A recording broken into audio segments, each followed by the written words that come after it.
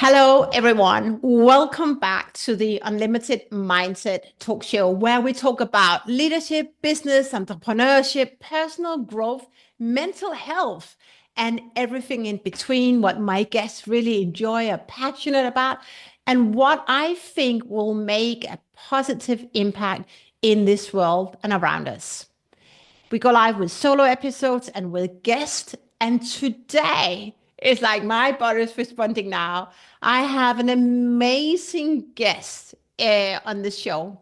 Someone who truly makes an impact, someone who is up for holistic wellness and mental health, and a person who I not only admire, but who really wants to help other people get unstuck and live the best life. So, with no further ado, let's start.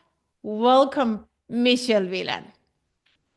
Hi, Camilla. Thank you so much for having me and for such a nice introduction. It's like an absolute pleasure to be here, and I love everything you're doing. And it's really just such a joy to have these conversations with people, like-minded people like yourself. So thank you so much. Oh, you're welcome. And where are you calling in from today, Michelle? I'm calling in from my family's house in Canada, in Montreal. Mm. But that's not where we met, like when we first connected, because you're also based somewhere else. Yes, I am based in London. I'm just back for the holidays in my hometown. Oh, so amazing that we can still connect. That's the power of also Zoom and all the other like online and virtual tools, really, so that we can connect and have this I amazing. actually have a call tonight with an energy healer who's based in Thailand. So absolutely we can connect from anywhere in the world. Ooh, maybe even add that in the energy healer. I love that. So, Michelle, so today we're gonna, and my body reacted or responded when I did the introduction because it's mental health. And if there's one of the two things that you're really up for, that's mental health. So I just really want to set the scene. I have always some interesting opening questions because I'm curious about who you are, and I would love the listener to really understand who are you, because we can read up about what you are on your website and LinkedIn. So, um, tell me something about your story and your life that people wouldn't guess from reading up on you on LinkedIn and your company page. Well, that's a great question. Something I think that people wouldn't get from my LinkedIn page, and I actually hear this from different people I work with, that I'm actually a lot more sort of playful. I'm very into sort of spirituality, energy work. I have acupuncture sessions. I was trained in Reiki.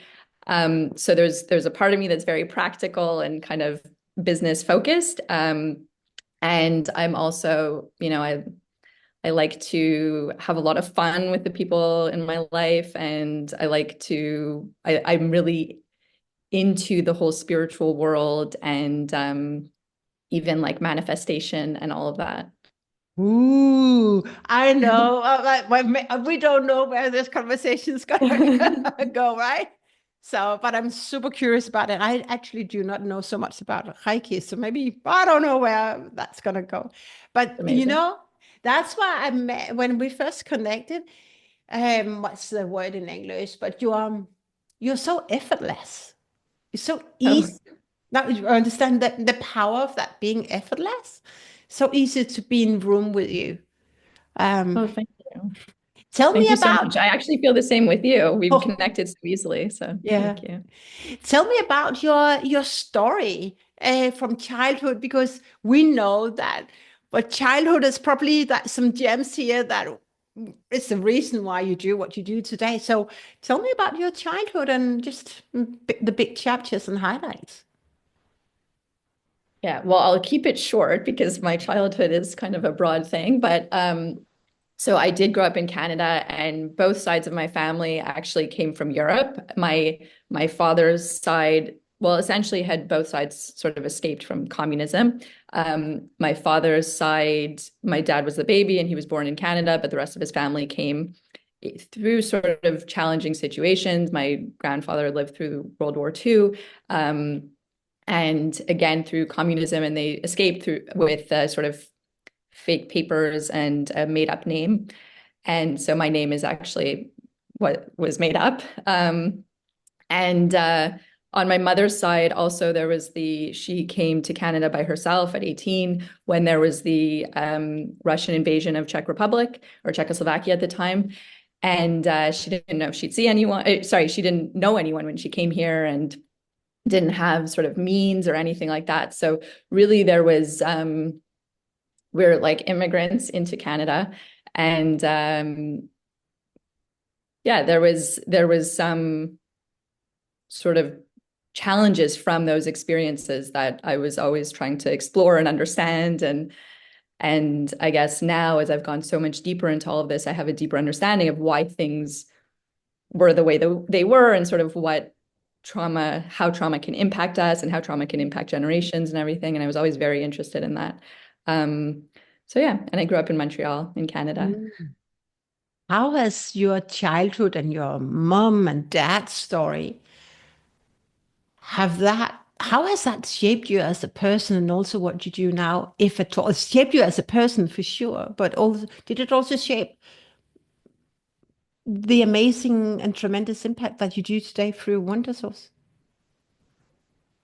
Well, I think it completely impacted who I am as an individual in so many ways. I mean, there was also, as when I was a child, one of my first memories was my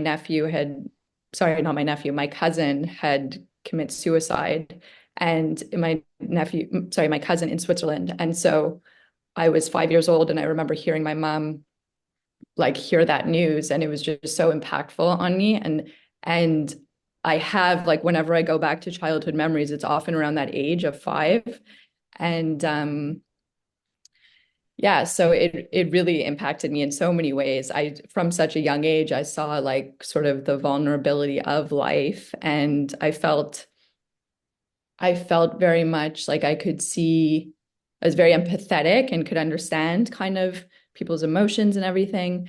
But also, yeah, I guess I could just see like how, every single person is a person with their own struggles and their challenges and their upbringing and everything. And I guess I understood that from quite a young age. And on top of that, there was always this thread in me where I wanted to understand things. I wanted to understand why things were, and I wanted to like help and empower everyone, myself, my family. And I just always had this sense that like there was a lot of maybe suffering, but it didn't have to be that way. And there was like maybe a better way for things, and things could be more joyful and empowering. So yeah, there was like a big part of who I was, or who I am, was I was very playful. I was like, my mom said she used to have to like watch me as a kid, because I would go up to strangers and just be like, hello, my name's Michelle. And I was so curious. I wanted to know who they were and talk to them and learn about them. Where does that come from? That curiosity and also wanting to help and empower. Is that like from generations, from mom and dad? Or is this really, what's that? Well, I would say there's definitely a thread but both my parents are very curious. My grandfather on my father's side, when he came to Canada, he was also very curious, and he started like a wonderful business. And he was just always curious about people. Like he was a great storyteller and would be asking every kind of person lots of questions. So, but that for me was just it's like so true to who I am. I would say like it's almost the most defining characteristic of me, is that I'm so curious. I just like want to know everything. Oof. I love that. Maybe that curiosity like pops up, right? So maybe that's going to be one of the keywords during our conversation. Who knows about curiosity? Yeah. And thanks for sharing. I always love to hear the background that I could not read, and anyone who's listening in would not be able to get that out just from reading up on you on different social media pages. So, and And the thing is, I would say, is like we all have that background, right? Like even growing up, the concept of sort of generational trauma was it was so foreign to me, because I grew up, very, very well, very sort of taken care of. My family was present, all of that. And so I didn't think like I didn't think like generational trauma was something in my family. And then you sort of uncover things and it's like, oh, we all kind of have some stuff. We all have backgrounds and histories. And there's also, it's also important to remember that there's like the sort of trauma, but there's also the amazing things that were passed down. My grandfather was incredibly curious and charismatic and just left an amazing legacy. So Yeah. Whether it's in this conversation or maybe another, but that of generational trauma is, I know we're going a bit off, but I really just want to double down on this one because a lot of people do not know that trauma can travel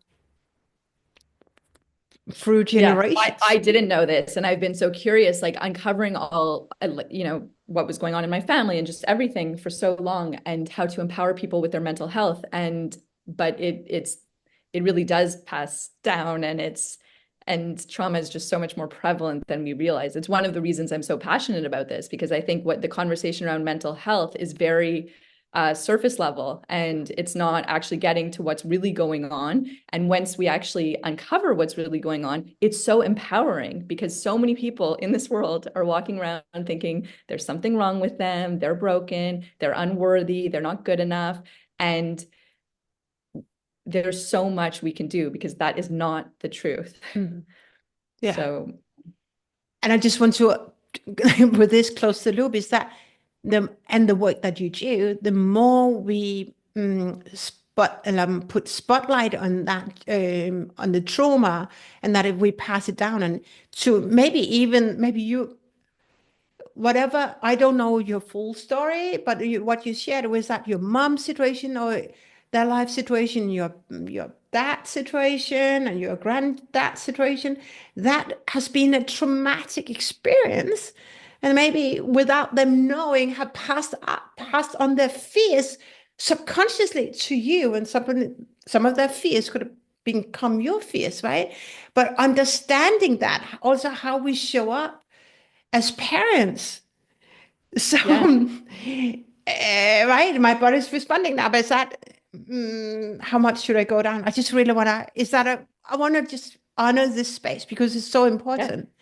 Yeah, completely. Mm, um, so I've been going through a very messy divorce, Wow. and in court, they were talking about passing on trauma to children, even though Mm-hmm. they haven't been involved in what I have been involved in, psychological Yeah. violence. But what I have experienced, Elizabeth Sophia hasn't experienced that. But what I have experienced could have given my fears and my trauma onto her. And it was so interesting. It was the first time that we sit in court and then suddenly we talk about generational trauma. So we need to talk about this more. And then I happen to have all these clients who also have that. So I just want to honor, because this is more important than I think we talk about and understand in the bigger society. It's so important. And firstly, I'm so sorry to hear that you're going through that.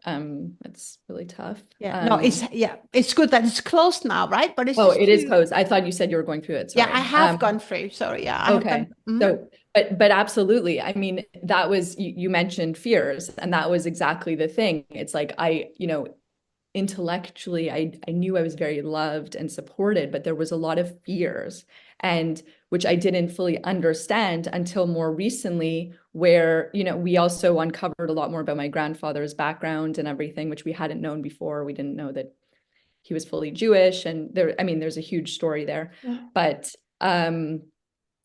so yeah, it is completely passed down. And the thing is that it's if it's not resolved. But I think back in the day, we didn't know so much. Now it's amazing that we're learning all these things. But those kinds of fears, those trauma, they sit in us and they make us think that we're unworthy, we're not good enough, we're, all of those things, which were absolutely not true. And we can just clear it, but we have to be honest. We have to look at what's going on. We have to, bring awareness to this. And then this is, one of the reasons I'm so passionate about this is because I think the story around mental health is so serious and heavy, but in my view, it's so empowering. As I've started to learn all of this, it's like just opening doors and my mindset and so many things that are just beyond what I ever thought was possible, Yeah, but it's so true. We can have another chat about that, but let me bridge into the next question. It's very in alignment of this because mental fitness and holistic health are such buzzwords. Right? We hear it all the time, but what is it? But it means something deeper to you, and just really put it really beautifully, right? About your story and understanding what the fears are all about and start to unpack it, and then suddenly probably seeing that as a gift for you and not working against you. In you, and I'm super curious about this question. What's your personal definition of holistic health? And why do you think it's essential for thriving in today's society? So my personal definition, I mean, I talk about mental fitness and holistic health a lot. It's really taking a sort of proactive approach. And there's all these different elements that we know very well that are impacting our overall well-being. So for example, when I had my experience with burnout, and which was sort of manifesting as insomnia, I went to my doctor. I was recommended to meditate more, but I knew that there was something physically going on with me. And eventually I found functional medicine. We did some tests and we uncovered that my cortisol levels were just completely off balance, which was affecting my gut health, all of that. So there's an element of, I started taking probiotics. I started to nurture those aspects, take some supplements, change my diet, focus on sleep. But there was also the element of, the sort of mindset I had or the limiting beliefs that were fueling some of these kinds of unhelpful behaviors. So to me, really like mental fitness, holistic healthcare, it's about getting to a point where you are really nurturing yourself from a whole body way. There's the recognition of the mind, body, spirit. You're supporting yourself from the diet with stress management, looking at your unresolved trauma, getting to a point where you really have done work and you know that you are deeply worthy and good enough and you love and like yourself. And then there's self-respect and having a vision for your life and showing up for that vision is also really important for it. But yeah, it's this kind of, to me, it's really like there's uncovering that kind of lower layer of whatever unresolved trauma. And then once you've, to me, in a way, you'll be working on these things throughout your life. But when you get to a certain point, it's like now what I'm doing is daily, I'm visualizing, I'm doing tapping. Tapping to me is life-changing. And I'm going for walks. I'm not doing as much as some of the previous inner child work I did, but I'm still kind of taking this proactive daily approach to just feeding myself with goodness, basically. I love it. And I can feel it when you're talking about it. Tell me more about that tapping. I'm curious. I'm going a bit off script here. Tell me Well, about that. I tried it, but maybe I didn't believe in it, but tell me more. yeah, I mean, I hear that from different people. So one of the things I feel very passionately about is like, we're all very different. And what's going to resonate for me is going to be different for you. And also at different points in your journey, like maybe in a few years, tapping will be great for you. I don't know, For me personally, tapping was probably the most transformative sort of tool that I have.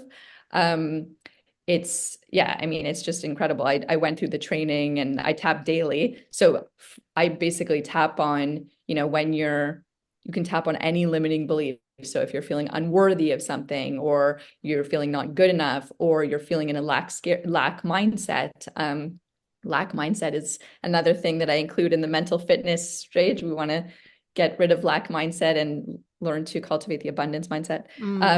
But yeah, I mean, even there's tapping videos on ambient stress. We often don't realize like what's going on with us, So yeah, it can help you to reprogram your limiting beliefs around things and just completely change your subconscious. So I find it so empowering. But you can do those kinds of things with hypnosis, guided meditations. There's lots of tools out there. For someone who does not know about tapping, in Yeah. 1 minute, well, how would you explain what tapping is all about? Well, firstly, it's based on sort of the meridian points, like from acupuncture. So, acupuncture is like a proven thing. For me, it was very just intuitive. I just like felt it right away. I like felt there's studies about this, your cortisol levels, like the stress hormone goes down by 60% just from tapping. And the thing is, you don't even need to be tapping like with a sort of story. You can literally just be tapping your body. If you're feeling stressed during the day, you can start tapping your body, and it gets you into, it's a very quick way to get you from your head into your body. So I'll be tapping like all the time. But there is a lot more to it, and I'm not remembering all of the exact things right now, so I'm not going to share that. But I mean, I can send information. That's okay, yeah. But so what I hear is that the tapping really quickly gets you grounded. Yeah, completely. And connect with your vision maybe, and really in alignment again with body, spirit, soul. One of the things I think, like in the working world, so many of us are used to being in our heads and out of our bodies. And this was when I had my burnout. One of my biggest sort of concerns with the whole experience was that I felt very disconnected from my intuition, and I was just like in my head. And we're not supposed to be like telling sort of a busy working professional right now that you're not supposed to spend most of your time in your head can be really surprising. Like, I didn't realize how much I was in my head. But we're really supposed to be like more in our bodies, and our body has so much wisdom for us and everything. So it's like a constant practice of like getting back into your body. You can do that with breath work, you can do that with tapping. There's so many things, but Oof, I just did a video on that one about listening to your intuition, slowing down. But that's why we get from the masculine energy, and we all have masculine energy, right? Being on our head, do. We've been trained and taught just to do and just to deliver. But then we get out of the alignment, but really tapping in and slowing down to who we are. It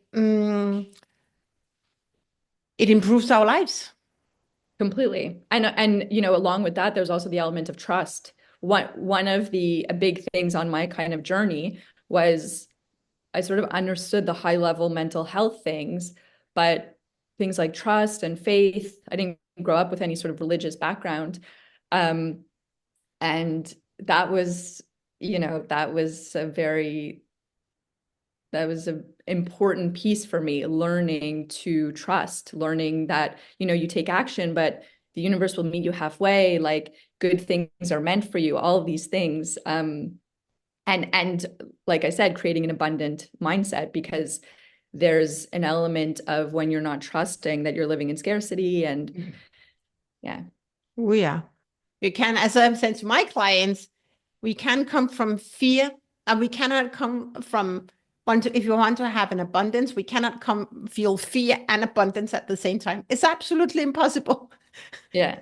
So Yeah. we get to learn to get out of these unlimited beliefs and those fears, to really tap into and embrace and embody the abundance, which we can also be. And I love what you said in the beginning about you being playful.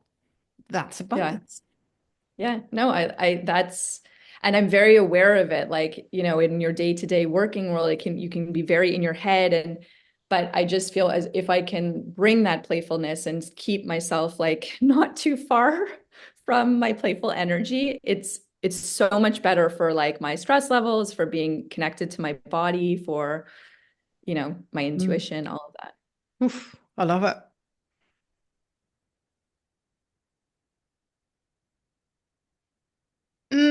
Okay, so I have this question, and we talked about it, but let me just, we're doubling down now on your company, the Wonder Source. I'm curious about, I want to hear more about that.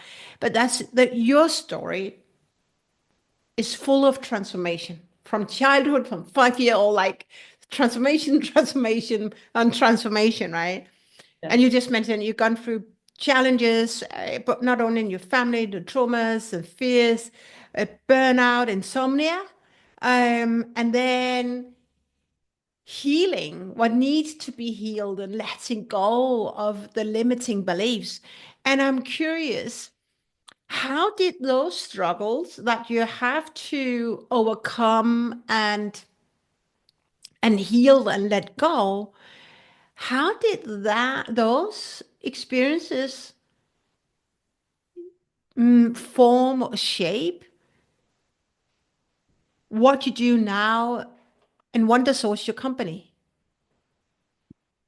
Okay, it's a great question. Well, for starters, it was, I mean, going through those experiences myself, I learned that there's a lot more going on. Like on one hand, mental health um, is not simple. It's like it can't be solved with a simple thing. On the other hand, there are very specific things that we can do that will, empower us so much. So I had been a lifelong learner, always reading about things, always wanting to empower myself and everything. But I still found myself like, in my mid 30s, like struggling with this insomnia and burnout and everything.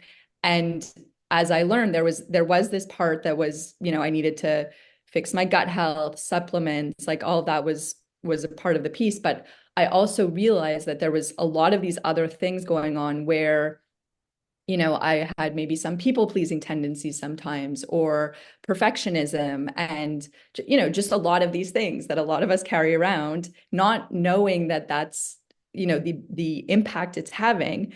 But having the burnout, having the insomnia, it made me really, really look deeply at what was going on. Like, why was I doing these things? Why was I, putting other people's needs first and doing all these things? And so I I learned through my own experiences that there's more to it. Usually it's not just one little thing. It's not just like, that probiotic is going to fix everything, or reprogramming your subconscious is going to fix everything, but it's the pieces together. And I think a really important piece for me that was missing was this sort of unresolved trauma and sort of nervous system stuff. Like, people, there was always this talk about visualization. And I used to be an athlete, and I'm very into like high performance and all of that. But I could tell when I was doing those like visualizations and stuff, it like I didn't feel connected to my body. So it was like it can actually be worse for you if you're dysregulated and you're sitting there visualize, and it's So you were in your yeah. head, but you couldn't connect with your body. Is that what you're Yeah. saying? So now, exactly. And so, but when you're dysregulated, like doing those visualizations, it can make it worse. So now, for example, learning more about my nervous system, learning more to get into my body and what it feels like to be really grounded into my body, and then doing the visualizations and there, certain things with, let's say, like the level of impact and success I want with my business. Some of those things, like, we're not taught these things, but some of those things felt unsafe. There's all these things that go along with it: responsibility, visibility, all of these things. And if let's say you had a role model where the story was like, success is really hard and exhausting, or different stories we experience, um, that will look very that will look scary to your nervous system. Nobody wants to welcome in all that success if it means, oh, I'm going to be exhausted, or, oh, I'm going to have so much responsibility, or all these things. But once you kind of understand what's going on, you can start to reprogram that. And so, for example, like that's where the visualization does become very, very empowering. And with getting into your body, with releasing and reprogramming limiting beliefs, where you can start to visual, let's say money, for example. A lot of people don't feel safe around money. So where you can start to get into your body and then visualize yourself spending money and feeling okay doing that, or receiving money and feeling okay. And the more you do these things, you actually become that person, and those stories are reprogrammed, and you feel safe around the level of success you're looking for, or the money you're interested in. Mm. So that was a big piece that that wasn't there before. And help me then, because I'm curious also about what you do in Wonder Source. So tell us about what Wonder Source is and how that everything that you've gone through, because everything I do and you do, that's a result. Like you're putting yourself into the Wonder Source so everyone can benefit from. So tell us about Yeah. that journey and what you do at Wonder Source.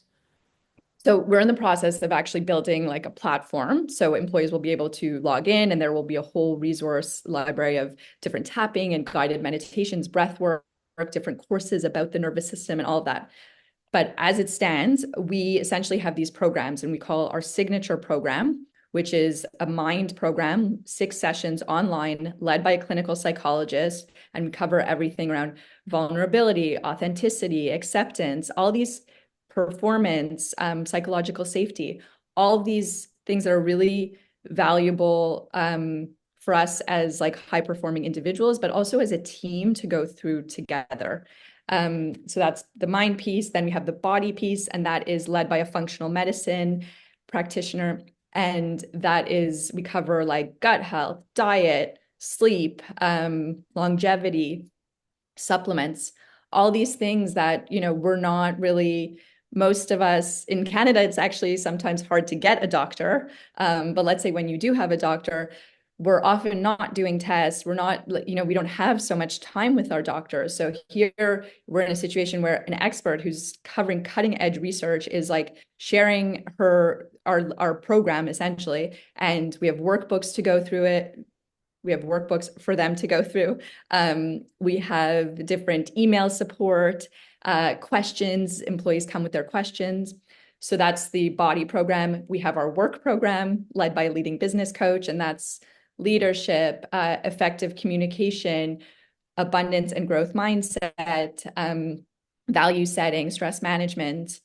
And finally, we have our newest program, which is like a success and money program, where it's led by a nervous system, trauma-informed business expert. And there we're helping employees to rewire their nervous system, to invite in more, to feel more safe with success and financial well-being, money. And so the thing is, like, all of these, in my view, all these pieces go together. For example, we cover the effective communication in our work series led by the business coach. But to me, that is really an important piece in your overall well-being, because we're teaching people how to communicate effectively, to set boundaries, to advocate for their needs. And this particular session, for example, is like, we run the programs with leaders from all ages, like the most senior person in the team to the most junior person, and everyone is taking lots of notes and stuff, because we're not taught these things. We think it's inherent that, oh, you've been to this business school or whatever, that you know how to communicate effectively, but we don't. And it's really important piece. And so all these things work together to create like a really empowered foundation where someone can show up, feel supported, and empowered to be their best. I love that. Am I right in summarizing? And I love the example that you shared about, oh, if you've gone for Harvard or London Business School, whatever, you know how to communicate. But that is a skill, right? But deep within, we have like we have two sides. It's like the professional, but then it's me and it's what I'm telling myself. And now, so even though I had the credential, Yeah, I may not believe in myself. And then I wouldn't be able to really communicate authentically, being present, like tapping in and listening to my intuition. So am I right in yeah. I mean, summarizing that's it's what you do? our program is run by sort of a coach who works with London Business School and worked at JP Morgan. And some of these things, she's like, oh my God, this is so empowering. Like, I didn't know my rights when it comes to boundaries and everything. Like, this is stuff. I have 2 business degrees. It's not, like, I've worked many years in my career. A lot of these things were like, wow, this is so empowering. This is like, okay, like, for example, one of the kind of the way we're supposed to communicate is assertively. And a lot of people have this connotation around out around communicating assertively as if it's aggressive, but it's not aggressive. And the thing is, it is better for your mental health. It is better for everyone. I mean, there's just so many benefits, but it's not intuitive for people. We think it is, but it really isn't. Yeah. And we do not know how to do that in an authentic way, right? When search like the catabolic, the lower level of energy, but you actually can say no and or set your boundaries in a very good way. But we don't Yeah. learn that at business schools and whatever other uh, business course we enroll in. No, and also it's in a way that, produces better outcomes. Like we have to, another element of it is we're teaching people to lead themselves so they can lead others. A lot of us are taught about leadership, but we're not like leading ourselves effectively. So yeah, Mm. that's Yeah, useful. it's interesting because we don't know who we are. We haven't really taken time to understand who we are when we show up. I love that. You once mentioned in one of our offline communication and read it somewhere else that when you see the world as a mirror and viewing Hmm. your triggers as gifts, I find that's really because we talk about that in my community about, I say, here's the mirror, let me mirror back what you say. And it's everything shifted for you. Tell me Yeah. about that mirroring exercise or the triggers. What happened and how did it shape not only your life, but also your business? So yeah, this was just such an empowering thing for me where I started to just see, let's say in a relationship or somewhere in work, if I felt like, for example, maybe I felt I wasn't being respected. Let's say at work, I wasn't being respected. Then I would just take that as an opportunity to say, where within am I not respecting myself? Or for example, I'm not getting the clients I would like yet with my business, the level of clients that I would like. And so possibly they're not, I'm feeling like not good enough, or I'm feeling whatever, let's say it's not good enough. Then it's like, I have to look within and say, do you believe in what you're doing? Are you valuing it? Would you buy it? All those things. So yeah, it's like when you can look at the world as all these lessons, as opportunity for growth and to release any of our woundings, because all these limiting stories we have aren't the truth. So it's just like little layers that we need to release. Um, it's just so empowering because you may have like a really difficult relationship with someone and, it's all this like heaviness and how do I do this and how do I do that? And it's like, okay, well, what is within me that's calling in a relationship where I'm not being treated the way that I want to, or, and there's always room for like, maybe it's that I need to be more loving with myself or whatever the thing is. But yeah, it's just so empowering, I find. I wish that was a tool I had learned or was introduced say, to like 20 years ago or even more. Like, right? Even to in school, like that mirroring back. And because then there's so much we could, what's the right language here?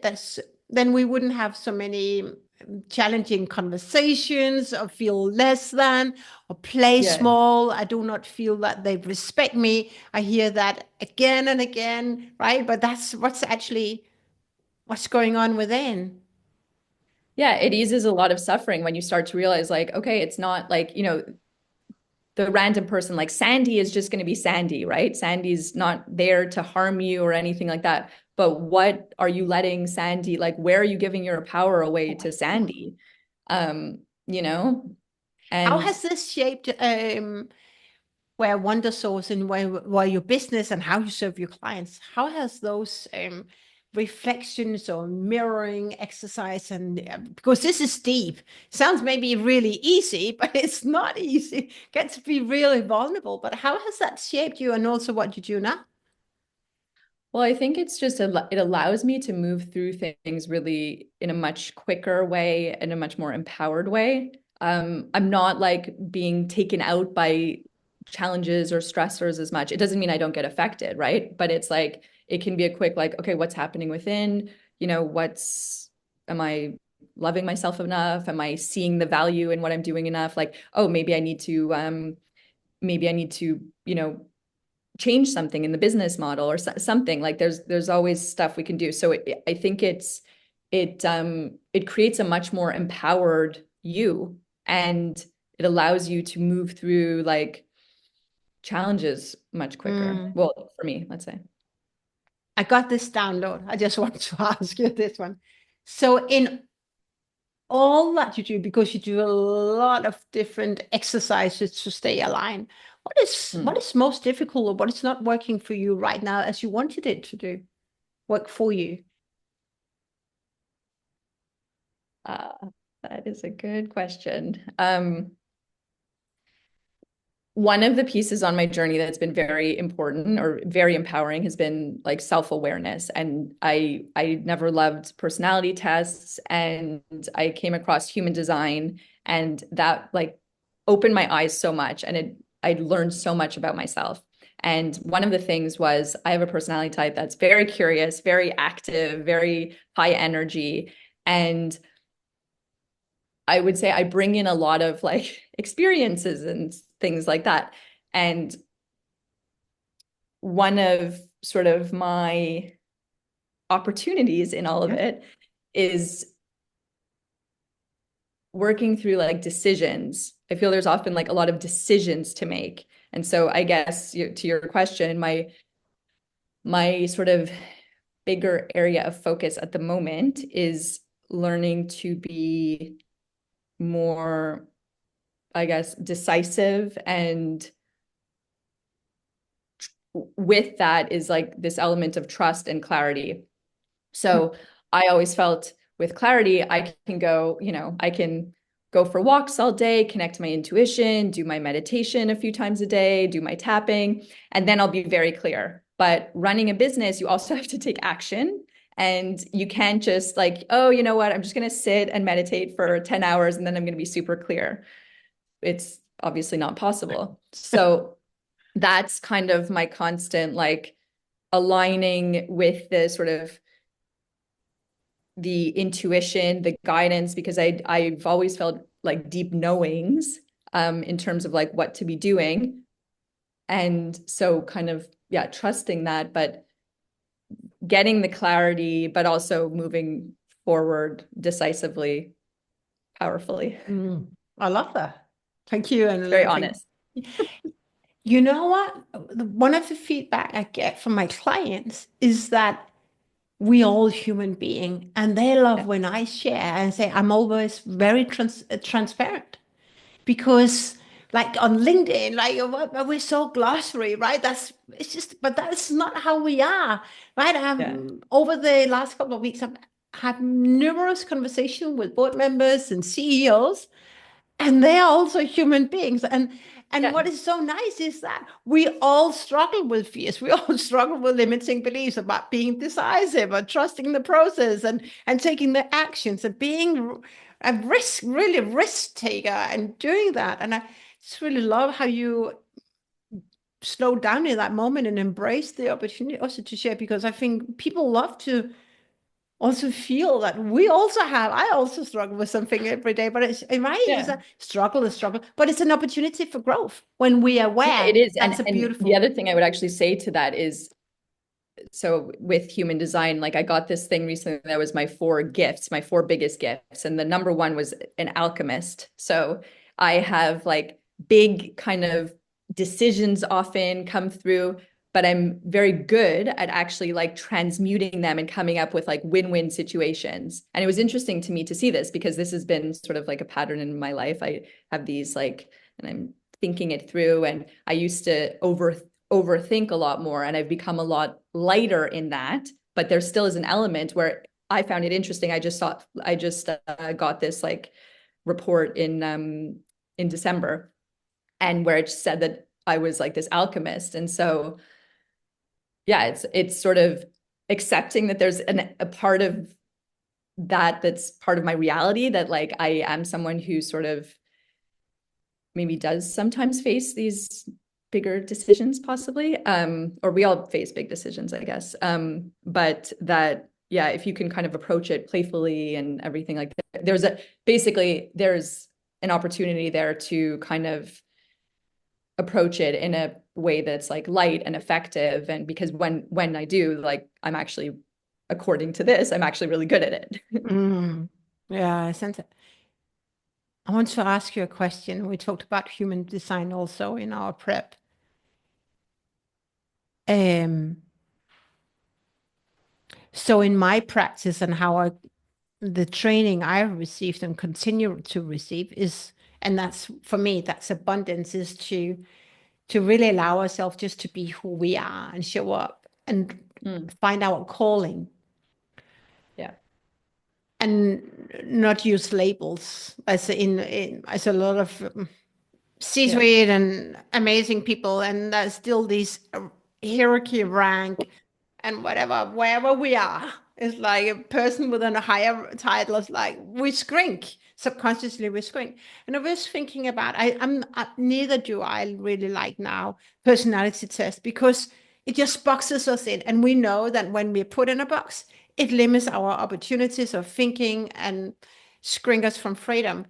What about human design? For me, it also puts a person in a box. Yeah. So, and I totally understand that. I mean, even for me with personality tests, it wasn't even that they put me in a box. It was that they were so not relatable. Like I think I feel quite multifaceted, and it just like none of it made sense to me. Um, and I recently learned, for example, that I'm highly sensitive, but I'm like an extroverted, highly sensitive person because a lot of the highly sensitive stuff didn't resonate for me either. I like to socialize. I like to go to, meet new people, and I'm adventurous. Um, but it was empowering actually to learn that piece about the highly sensitive and extrovert as well. But with human design, so much of it was just so empowering. And it really it allowed me I became a lot more understanding and compassionate because it resonated. It wasn't that it didn't resonate. It was like, oh, I see a lot of myself in this. But with anything, you still don't want to put yourself in any boxes or whatever. So I find myself sometimes with my coach, I'll say, oh, because I'm a 1-3 manifesting generator or whatever. And like, I'm mindful of that stuff too, because I still, I don't want to put any limits or labels on myself in that regard. So yeah, I think you in life should always just take what works for you. Like, so many people are going to say different things. You are the leader of your life. And for me, it's been so empowering, but there's those moments where I'm like, why, okay, it doesn't matter if I'm a 1-3, like, just let that go. And you have to kind of be accountable to yourself. But yeah, just definitely, there's so much on social media. There's so much like, this is the way, and the way should be what resonates with you and what feels good for you. Mm. Yeah. So it's about taking what really resonates, those tools, but not put us in the box. At least that's the Yeah. work that even though you do we're still on that same path together, even though that path is that broad, right? But it's about helping people um, living a more fulfilling and meaningful life, about not putting on labels, accepting labels, all of that. Um, So the wonderful source has such a bold mission of reshaping how we think, love ourselves, and really showing up as the highest. The word capacity shows up, right? And really serve, but it gets from within. Can you tell us what the big why is for Wonder Source? Yeah, I mean, there's quite a few, but I guess I always was like connecting the dots and trying to understand things and just looking for ways to do things better. Like, that just came so naturally to me. I'm like, why are we doing this? Like, I was always like, at every job I had, I'm like, hey, why don't we, do this? And it's like, oh, that's just the way we're doing it. And so I had this natural like tendency to want to make things better for people, make things easier, more joyful. And I guess I just saw very clearly that, to me, the healthcare systems aren't set up to prevent and heal holistically, in many cases. And we know this connection of mental and physical health. And unfortunately, because because we're not taking this more proactive, preventative approach, there's a real problem. Like a lot of people are struggling with mental health, are struggling with physical health conditions. In the US, 60% of adults have a chronic illness. I mean, it's the Financial Times put out a report that the UK has the sickest workforce in the developed world. So people are struggling. And as I learned with my own experience when I had burnout, like, my doctor recommended that I meditate more. I could have asked to take sleeping pills or anxiety pills, but it wouldn't have gotten to the root of like, I needed to fix my gut health. I needed to learn to be self-compassionate. I needed to learn to slow down. I needed to look at my perfectionist tendencies, all these things. So it was like this realization that what's happening isn't working. I've seen way too many people around me struggle with physical or mental health conditions. And the bigger thing is that there's so much we can do for it. So my big why is I want people to feel empowered. I felt so many points in my life like I didn't believe in myself. I had so much doubt and all of these things. And it's I just want everyone to know how like amazing they are and to and really with that there is a foundation for mental and physical health to be able to then show up as your best self. I mentioned this before, but I talk a lot about mental health, but my biggest thing is I want to expand people's possibilities. I want to open people's minds to all that's possible for them. And if you have sort of unresolved trauma and you have, all these limiting stories and beliefs about who you are and what's available to you, you're just not going to go for things. And maybe you don't have a mental health condition, but you're living way below what's possible for you. And like my biggest thing is just limitless possibilities. I want to expand people's minds to true abundance, to feeling good, to doing things in a way that feels like great and gets to be, they get to be compensated for and all of that. I love that. Like if people do not, as this actually sits in me, it so resonates with what I do, but that people play small or they do not know that they play small. Why? They do not know the immense opportunity that is out there. Yeah. And you're one of the trailblazers who actually help people understand that there is an opportunity here. You can go so much further in life, but also I see you a disruptor. I love the disruptor because there are problems, but I think do we say problems, but opportunities, but problems that we can resolve, like Naveen Jain talks about that moonshot that resolve one of the biggest problems this world and the industry has. And is that so many people do not know really and you said that in the beginning about mental wellness. And I read that, but I can't on LinkedIn somewhere, but we cannot blame our companies for not taking this serious. It's in our hands to actually take charge of our lives. 100%. I mean, I would never suggest we blame anyone. I think we No, should no, never it's not. blame or judge. But one thing is absolutely like really we have to show up for ourselves and we have to be the leaders. And it's another part of why I'm passionate about it is that sometimes we're living in a victim mindset and we don't even realize it. No. And we're so capable that we don't realize. But I'll just add that there's been so much research from Oxford based on millions of data points that companies who actually do invest in well-being and companies that have higher well-being scores actually generate greater profitability, higher valuations, and outperform the stock market. And this is across industries and also predictive of future performance based on like millions and millions of data points. So to me, it's like, yeah, it's super exciting because it's not only a good thing to do, it's intuitive that if you invest in employees and they feel good, but now we actually have research showing that like you're going to have higher profitability, greater valuations, and higher earnings per share. So that's amazing. Yeah, it is, but there's still a movement, right? You're trailblazing that because Yeah. it's not the focus right now, but wait, sorry, say that.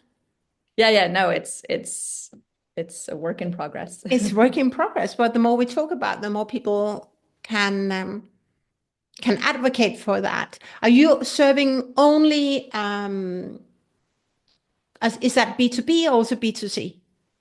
No, we actually, well, we have sort of our workbooks coming out soon. So there's a mental fitness workbook, a holistic health workbook, and a work workbook that anyone can purchase. They're amazing. I'm so like excited about them. It's everything I wish I had had like 20 years ago. But we also have one-to-one coaching that individuals can sign up to. So Okay. they can sign up for a Yeah. discovery call on the website. Amazing. Let's dream for a moment.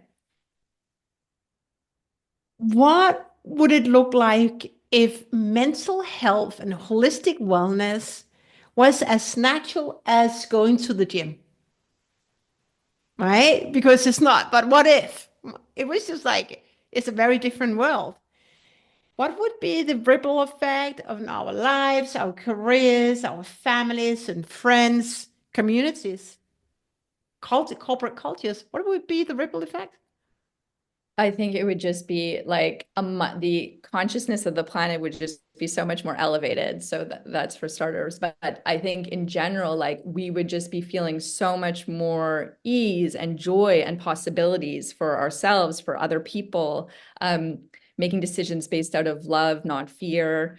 And yeah, I mean, in my view, it would just benefit everything. It would benefit people's health, benefit outcomes in the companies, because when we don't have these limiting beliefs, when we're taking the time to nurture possibilities and feed our abundance and all of that, we're just like the world is our oyster. It was easy to write, but I tell you, I got goosebumps because it's actually for me, it was really deep. Was that deep for you as well? I'm curious about that. Yeah. It's like, okay, because that's a dream scenario, right? We want Yeah. everything I will mean, shift. And I think that when we listen to the recording, everything that we talked about is building up to, okay, of course, it will shift everything, right? And now so many companies talk about psychological safety, but when it really comes to that point, how much safety can people really speak power to truth? I mean, they can't, but that's when mental wellness and holistic wellness it was just, of course, then there was not all these data points pointing out how many millions of people were on sick leave and struggling. yeah. Yeah, completely. I mean, one of the biggest things to me, well, there's so many reasons for all of this, but a thing that I get very excited about is like in society, we've like normalized fear-based thinking. It's like, oh, be practical, be logical, all these things. And it's like, that's not why that's not what you would be saying if you were grounded and taking the time, in your body and all of that. Our true inner essence is like abundant and feels possibility and everything. And we're so often disconnected from that because we're in our heads and in our emails and all that. But I wish I wish it was more normal to make decisions from love, from what's the most empowered thing I can choose here, rather than that we just normalize Mm. fear-based thinking. I think we normalize because we are not aware that we can think differently, that we can Yeah. train our brain to look. I mean, I have this living example of my 10-year-old, and that brain oftentimes tells what is not working. Yeah. So it really comes by training, but most of of our population haven't invested in self-discovery, so they don't know that they can actually train their mind. So I think that disconnection is it's lack of understanding. Yeah. Not Miriam Golden, it's Neville Goddard. He said, train the muscle of your mind. But we don't really Yeah. understand that. And some of my clients say, is this a sect? Is this woo-woo? He's back in 1935, I think. Neville Goddard wrote some of his books and his teachings. It's old. It's old stuff, but it sure works, and it's true the smartest way to do life. Yeah. Yeah, completely. Oh. What was that download about? Yeah. No, well, I had something that I wanted to share and then I just forgot it. So I don't Oh, know. it will surface again. Oh, no, one thing I was going to say too is part of, it is like so to your point, like it is sort of normal to have this fear-based thinking. Like part of the reason I'm so proactive about mental fitness, like I start my day with my tapping, my meditation, my guided visualization to get myself in like a high state where my energy is good and everything. If I'm not doing that, I mean, I haven't done that. I haven't skipped a day in I don't know how long, but my energy is not great, right? Like it is much more fear-based. And so it does require work, and it does also require understanding that there can be a better way. And consistency. Yeah. I experience the same. If I skip because it's a busy morning, I slept over, I came to bed late, da, da, da. And if I don't connect with my vision, now it's Yeah. more so because I can jump out of bed because I'm so eager to do all this. But sometimes if there's too much going on, how can there ever be too much? But if it's a challenging situation with family, so do not connect. I'll Yeah. be on a different frequency that doesn't serve me and it doesn't serve everyone around me and won't achieve the amazing results that I otherwise could achieve and have even a conversation that's really meaningful because I would come from a different energy. Yeah. 100%. Mm, And as you said, like it does, I have some bigger stuff going on as well right now. And it's like it does take time to connect to your heart and to all of that, but it does benefit you so much, and it benefits everyone you interact with and mm. your results and all of that.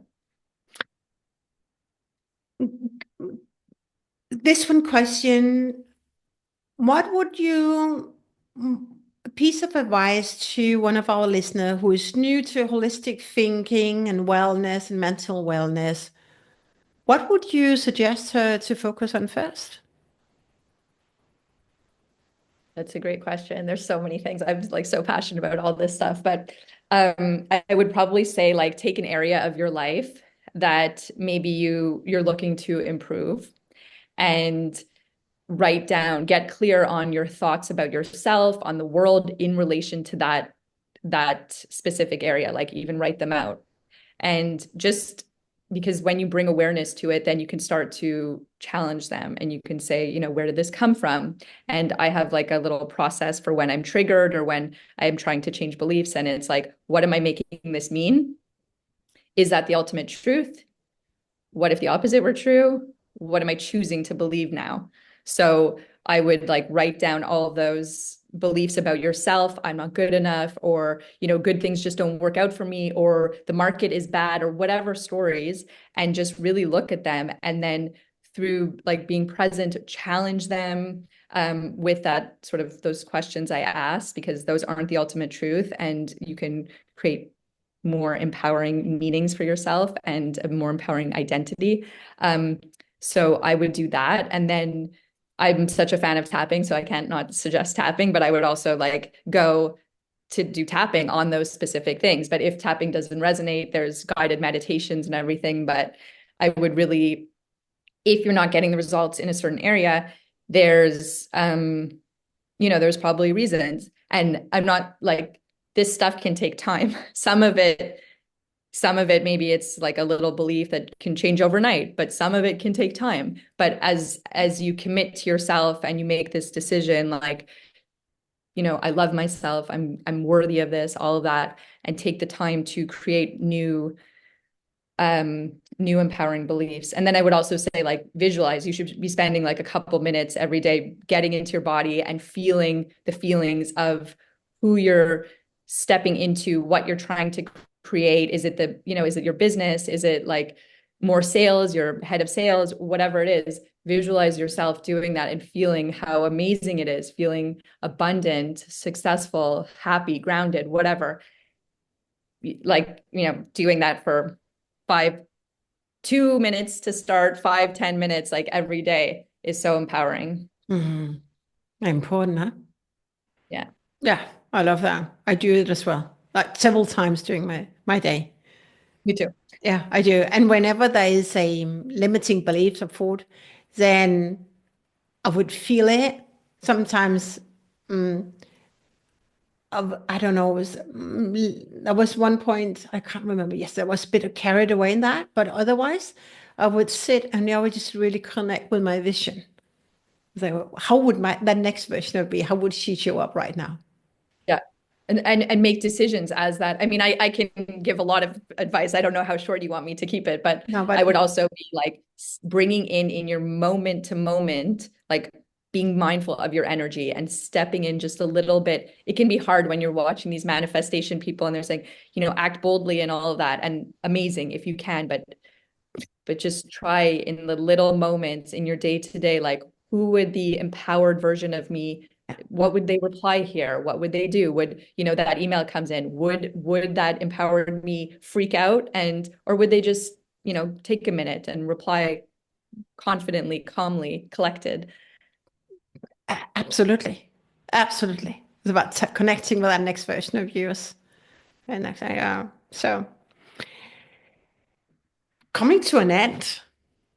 Actually, can I just add one last thing? Yes, Sorry. sure. I love I it. just wanted to the last thing. I think you have to have gratitude is just so important. Like it really Yeah. can change your gratitude and appreciation. And I would say like take it a level higher and not just like three things in the morning. Like try to, as much as possible, make it a way of life. Like when things happen that maybe it's not looking like you're scared or something, like look for the opportunity, look for the good, right? What's the good here? And then write a few things. And there's always good things that you can find in situations.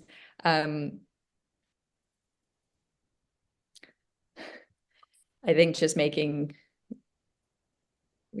gratitude. I would actually change that last part. Sorry. No, no, there's no sorry here, Because right? I don't actually subscribe to the idea that like some things are really challenging and I don't, it's not like, oh, grateful, like some things are really challenging for people in life and that's, Mm. part of life.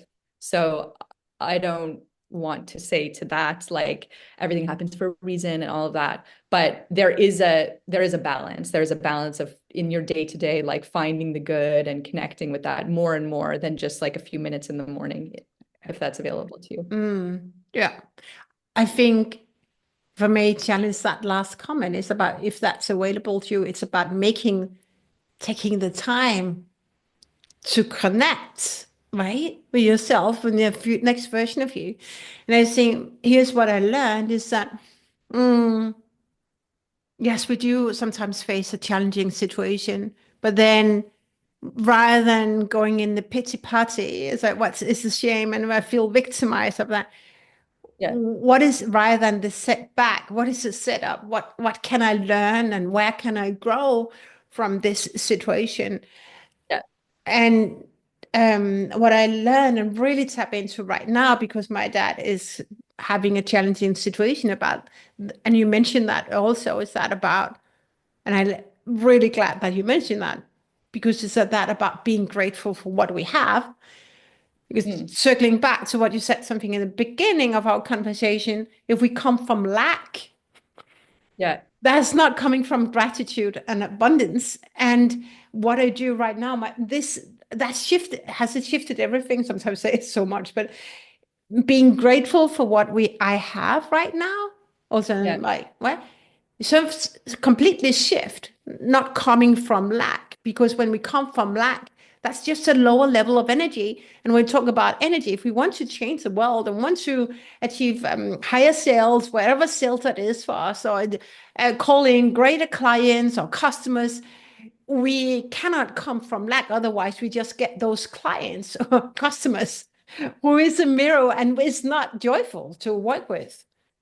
Completely, completely. And to me, it's also about like the gratitude allows you to keep your heart open. And when our hearts are closed, it's really, which can happen a lot, if we're not kind of being mindful to keep our heart open. Um, it like an open heart makes us so much more available to love and joy and opportunities and just, yeah, so much good. And Mm, it's easy when we're being grateful. yeah. And that I can feel when my heart closes, that muscle. You too. That's so painful. Oh, come on. But then, okay, wait, but there's still growth, opportunity to grow. Why I'm closing my heart, why I'm being triggered right now. What is my feel about, right? So connecting with Yeah. that.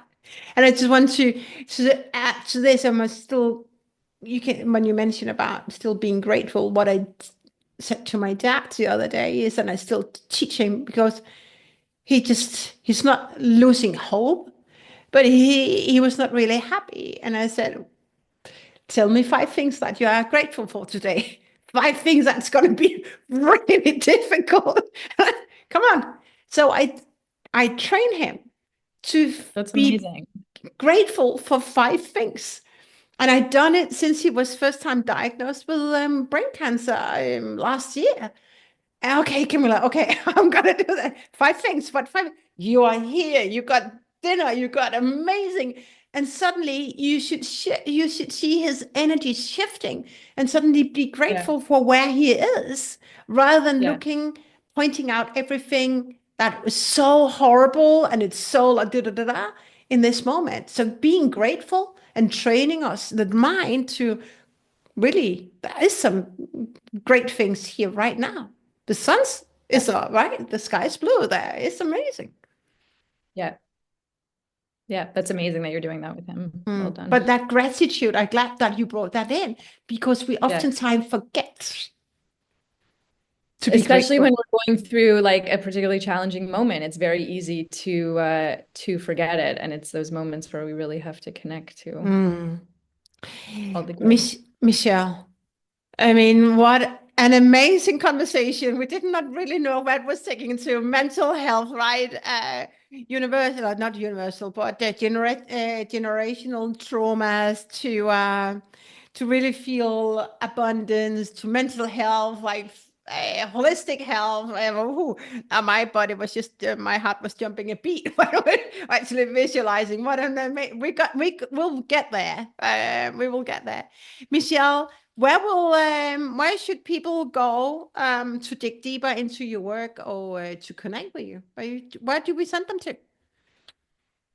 Well, thank you so much. They can check us out at wondersource.com, or I'm on Instagram, wondersource underscore, or on LinkedIn. They can follow me, Michelle Velan, and I'm always posting about sort of learnings and insights and mental fitness, holistic healthcare, all of that. I love that.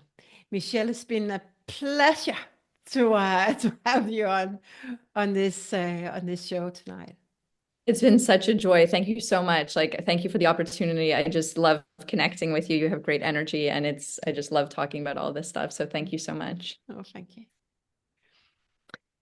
Thank you so much for tuning in to today's episode. I mean, I still have goosebumps. It was such a powerful conversation. If you're a woman looking to break through to her next level and ascend in leadership and life, here's my opportunity. Join our next free training, leadership, and I know fearless and abundance that is coming up, and maybe our leadership blueprint that is coming up in a couple of weeks may also be just what you're looking for. So as I was talking about, Michelle, what is that you really want in life? Helping you put that goalpost in and design your 2025. Go to calbergcoaching.com for more information, and also for free training that can help you take your life and your leadership to the next level. It's for inspiring leaders, entrepreneurs, and business owners. So I hope you enjoyed this conversation with Michelle. Drop in the comments below your biggest key takeaway and what you want to, if I'm inviting Michelle in for the next session or a conversation, what do you want us to talk about? I'm curious, because both Michelle and I are here to set you up for success. So thank you for tuning in, and make sure that you listen to one of our other amazing podcasts and masterclasses online here on YouTube until we meet again. So thank you so much, and I love you all. Bye for now.